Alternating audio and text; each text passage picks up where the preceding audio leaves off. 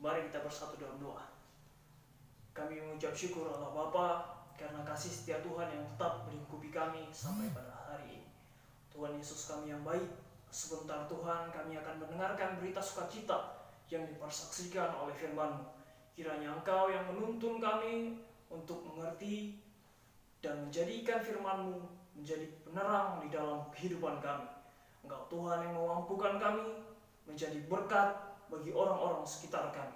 Di dalam nama Yesus kami berdoa dan mengucap syukur kepada-Mu. Amin. Firman Tuhan yang sampai kepada kita pada saat yang berbahagia ini tertulis di dalam 1 Petrus 5 ayat 5c sampai dengan ayat 11. Demikian firman Tuhan. Allah menentang orang-orang yang congkak, tetapi mengasihi orang-orang yang rendah hati. Karena itu, rendahkanlah dirimu di bawah tangan Tuhan yang kuat, supaya kamu ditinggikannya pada waktunya. Serahkanlah segala kekhawatiranmu kepadanya, sebab Ia yang memelihara kamu. Sadarlah dan berjaga-jagalah. Lawanmu si iblis berjalan keliling sama seperti singa yang mengaum-ngaum dan mencari orang yang dapat ditelannya. Lawanlah dia dengan iman yang teguh, sebab kamu tahu bahwa semua saudaramu di seluruh dunia menanggung penderitaan yang sama. Dan Allah, sumber segala karunia, yang telah memanggil kamu di dalam Kristus kepada kemuliaan-Nya yang kekal, akan memperlengkapi, meneguhkan, menguatkan, dan mengokohkan kamu sesudah kamu menderita seketika lamanya. Demikian firman Tuhan. Salam bagi kita semua. Saudara-saudari yang terkasih di dalam nama Tuhan Yesus Kristus, Tuhan kita, kesombongan dapat muncul dan bertumbuh karena diakibatkan oleh kecintaan terhadap diri sendiri, di mana dia menganggap dirinya lebih tinggi dibandingkan orang-orang lain. Dia menganggap bahwasanya dia memiliki ciri khas, memiliki sesuatu yang di atas rata-rata terhadap orang lain. Lalu sering sekali hal ini menyebabkan lupa diri.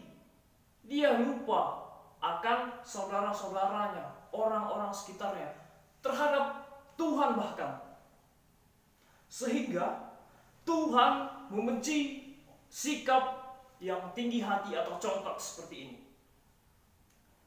Sikap ini seharusnya tidak tumbuh di dalam hati orang-orang percaya. Karena sebab Allah menentang sikap ini, Ia sendiri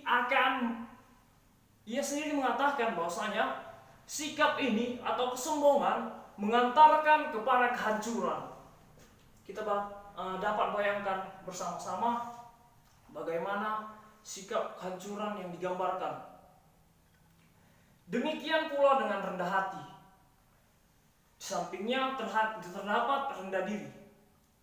Surat yang pertama yang dituliskan oleh Rasul Petrus kepada jemaat atau orang-orang pendatang yang berada di Pontus, Galatia, Kapadokia, Asia Kecil, dan Bitinia, diperuntukkan sebagai nasihat untuk merendahkan diri di hadapan Tuhan. Dia menganggap semua orang-orang itu harus merendahkan dirinya di hadapan Tuhan. Nasihat ini dituliskan oleh Rasul Petrus dengan bertujuan agar mereka selalu mengandalkan Allah di dalam kehidupannya sehari-hari. Dengan demikian, mereka diharapkan mampu menerima atau mampu menginginkan ikut campurnya Tuhan di dalam menghadapi pergumulan mereka semua. di dalam menghadapi apapun yang mereka hadapi dalam hidupnya. Lalu hal ini adalah sikap yang mengandalkan Allah, sikap yang mengutamakan Allah di dalam kehidupannya masing-masing. Tetapi wajar bila sesuatu keinginan atau sesuatu hal terdapat rintangan, di mana di sini terdapat satu rintangan, tetapi rintangan ini adalah rintangan yang berat, di mana si iblis digambarkan seperti singa yang mengaum-ngaum, seperti singa yang siap menerkam orang-orang yang berada di sekelilingnya, yang kalah, yang menjauhkan diri dari Tuhan.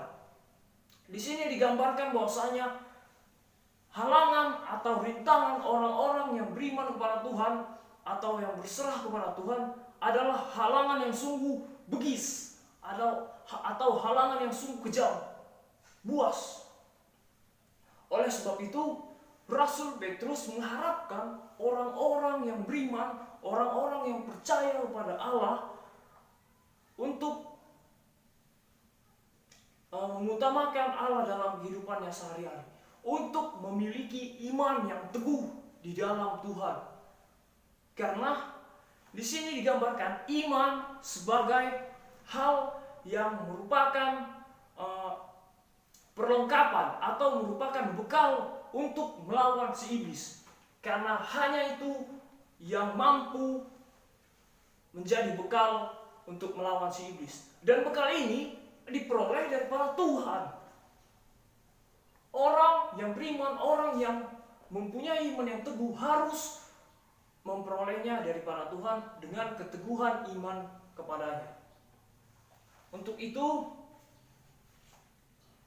Rasul Paulus mengingatkan dan menasihati mereka semua di dalam suratnya yang pertama. Tetapi di dalam pelaksanaannya, hal ini merupakan tergolong sulit dilakukan. Karena kita ketahui bersama, manusia memiliki hawa nafsunya masing-masing. Dapat dikatakan hawa nafsu ini bisa menjadi dipakai iblis untuk melawan diri manusia itu, untuk menjauhkan diri manusia itu terhadap Allah, sehingga itu menyebabkannya jauh daripada Tuhan. Kita bisa melihat pada saat ini banyak yang terjadi pada era modernisasi sekarang. Untuk itu, untuk kita tidak kalah dan tidak mengikut iblis, marilah kita berserah kepada Tuhan dan meneguhkan iman percaya kita di dalam nama Tuhan Yesus. Maka kita akan tangguh dan memiliki iman yang teguh di dalam namanya. Terpujilah Tuhan. Amin.